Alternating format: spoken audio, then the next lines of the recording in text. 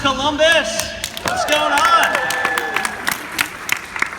It's a great honor to share this afternoon with you all, and frankly, to be given an opportunity to speak. It's not lost on me that I'm the only male you all allowed to have a mic this weekend. Although I gotta say, with a name like Aftab, it's like 50-50, right? The organizers are probably like, could go either way. Surprise, I'm a dude. Thank you so much for having me. My name is Aftab Pureval, and I was recently elected the Hamilton County Clerk of Courts. Woo! Thank you. Thank you so much. I'm also a feminist. Woo! I am an ally of women and a proud advocate for women. It's critically important that we give voice to that. And that's in part because I was the most courageous person that I've ever met in my entire life was my mom. I'm the son of a refugee. My mom was born in Tibet, and she was forced to flee her home country when the communist Chinese took over. So literally with everything they owned, my grandparents and my mother picked up. They made their way through the Himalayas, through Nepal, and into India, where against all odds, she got an education. She grew up as a refugee in India, but she got an education. She fought for it. She made her way to college, where she met my crazy dad, who's from India, and the young couple got married. And shortly thereafter, they wanted to come to the New World. They wanted to come to the United States. So my dad looked at a map of our great country, and from sea to shining sea, from New York to California, this crazy man could have literally gone anywhere, and he chose Beaver Creek, Ohio.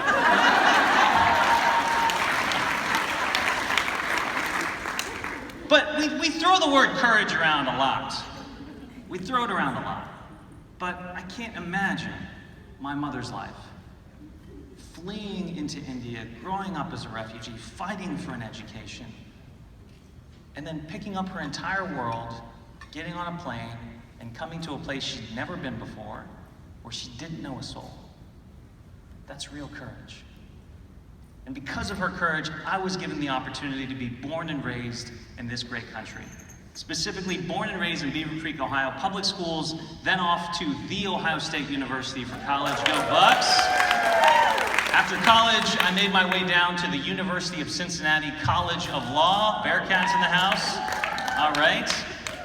And at UC, I worked at the Domestic Violence Legal Aid Clinic, representing battered women who couldn't afford an attorney.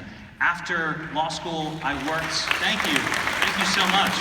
After law school, I moved to DC and worked at a large firm, but I devoted my pro bono practice to representing undocumented women who were also victims of domestic violence. But after a few years in DC, thank you. After a few years in DC, I got homesick. I'm half Indian, half Tibetan. I look Hawaiian, but I'm all Ohio. So I moved back down to Cincinnati.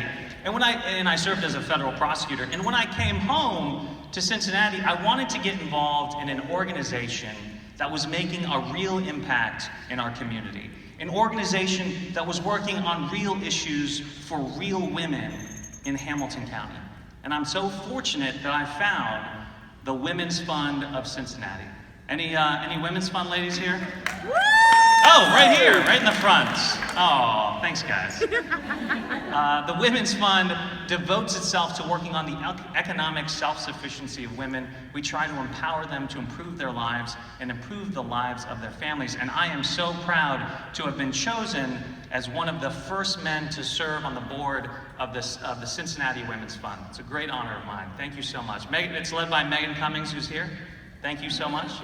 At the Women's Fund, as I mentioned, we focus on economic self-sufficiency, and we have real issues in Cincinnati. We focus on the fact that Cincinnati is second in the nation for childhood poverty, and a majority of those kids are being raised by a single mom. We study the cliff effect and the devastating impact it has on women in our community, and we struggle with the reality that women have the lion's share of family responsibilities, not only caring for their children, but also often caring for their sick or elderly parents. And too often, women are forced to make the impossible decision between work and family. We work hard to try and provide them the support and the flexibility to meet the demands of their commitments. I've always been a champion for women, but it was really my experience at the Women's Fund that made those issues of economic self-sufficiency real for me. And so when I had an opportunity to do something about it, I did it.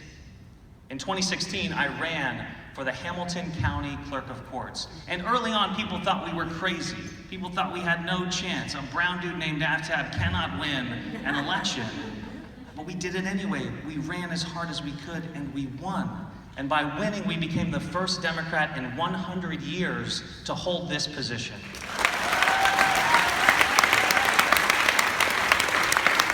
And we got straight to work.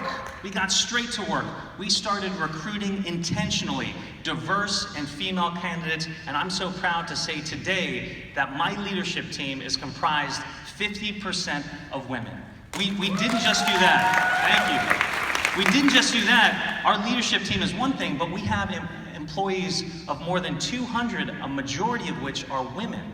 So we thought long and hard about how we could, as the administration, empower them, how we could support them, how we could ensure that they had economic self-sufficiency. And here's what we did. Number one, we raised the minimum wage to a living wage of at least $30,000 in Hamilton County Clerk of Courts.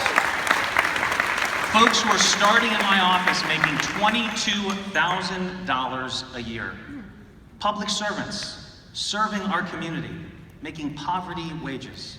It was unconscionable, and we ended it. Number two, we are one of the first countywide elected executives to offer comprehensive paid family leave for everyone in our staff. And I've got to give credit where credit is due. I'm frankly just following the lead of a Central Ohio progressive and fearless woman, Columbus City Councilwoman Elizabeth Brown, who's been a champion for these issues. I met with Councilwoman Brown and I told her what we planned to do, and she challenged me to make our program even better. And after she challenged me, she worked with me and my staff to make sure that our comprehensive paid family leave was as comprehensive as possible. And I'm proud to say that we have one of the most generous policies in the entire state. So thank you so much, Councilwoman Brown. We focus so much on these policy issues and making sure that these policies are right, and that's wonderful, but sometimes we lose track of the human effect these policies can have. Just quickly, I have a woman working in my office who's a really high performer, who's been working at the clerk's office for a very long time, and she was only making $24,000 a year. Wow. When she heard that she was going to make a living wage of $30,000, that she was going to have economic dignity, in the office, she broke down in tears. When the rest of the staff heard that they would no longer have to make the decision between staying at the bedside of a sick loved one or coming into work for fear of losing their jobs, they rejoiced. These are Clerk of Courts policies, but what I want to make very clear is that we relied on all of you to do it. We relied on leaders, female leaders across the state. We relied on the work the Women's Fund had done to identify these issues, to study them, and to offer solutions. So while this is certainly a win, these policies are a win for the staff of the Clerk of Courts in Hamilton County, what it really is a win for our movement. Because if we're going to talk about these issues, if these are our values, then when we're placed in an opportunity to actually make change, we have to make it. We have to put points on the board. We have to change the lives of women in our community. So that's what I've been doing for the past 7 months. And I hope it's a lesson to all of us that when we elect people who care and prioritize women's issues, we improve the lives of women in our community.